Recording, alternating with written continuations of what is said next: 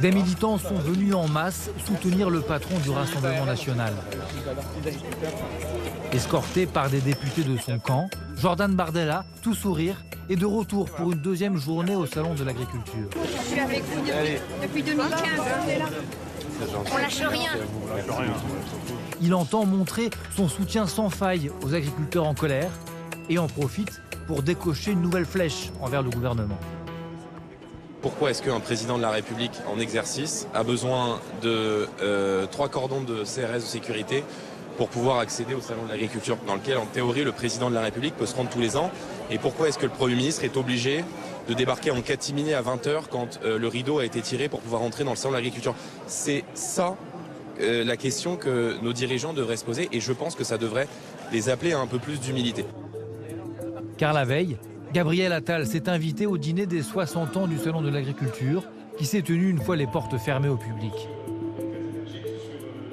Sa venue ne figurait pourtant pas dans son agenda officiel.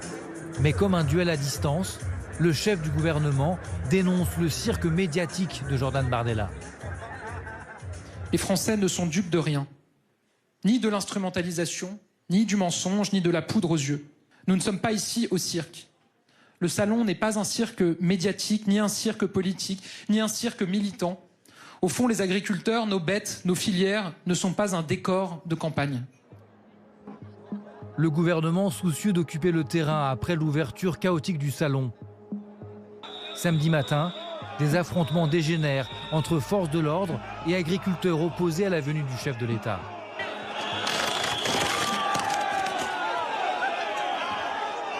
Contrastant avec ces images, quelques heures à peine après, au son de la Marseillaise, Jordan Bardella déambule au milieu des stands, multiplie les selfies et pilonne le chef de l'État.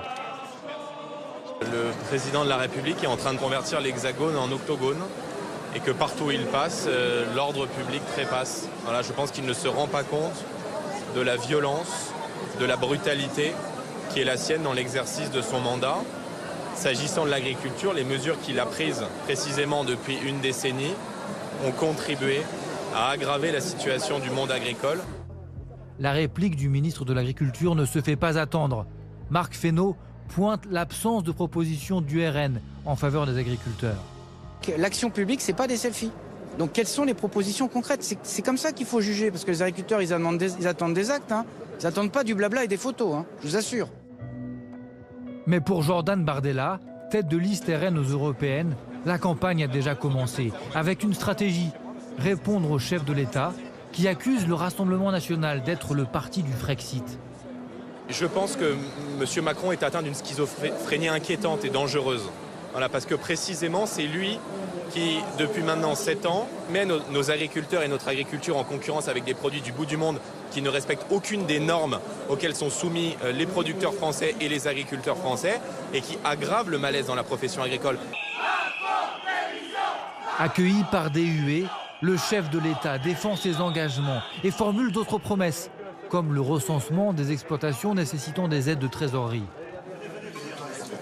Lors d'un débat improvisé avec des agriculteurs, Emmanuel Macron s'en prend aux oppositions et cible particulièrement le Rassemblement national. Moi, je veux bien qu'on ferme les frontières françaises, mais bon courage, on n'exportera plus rien. Je veux bien qu'on ferme les frontières françaises, mais c'est pas notre modèle agricole parce qu'on n'est même pas autonome pour nourrir nos bêtes. Je veux bien qu'on ferme la frontière française, mais c'est pas comme ça qu'on ira de l'avant. Donc moi, j'entends tous les autres projets, je ne suis dupe de rien.